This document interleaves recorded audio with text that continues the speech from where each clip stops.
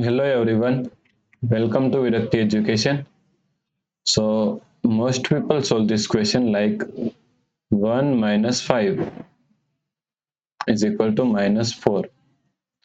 And again, 1 minus 5 is equal to also minus 4. Now, minus 4 multiply minus 4 is equal to 16. Okay?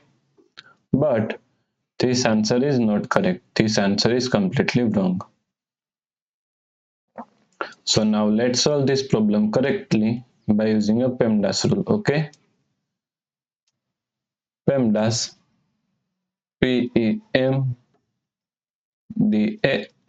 According to PEMDAS, first priority is parenthesis, second priority is exponents, third priority is multiplication and division, fourth and last priority is addition and subtraction.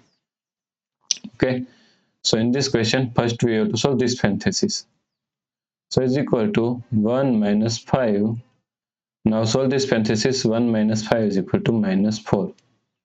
Okay, here is multiplication and here is subtraction. First priority is multiplication. Okay, and then we have to solve addition and subtraction.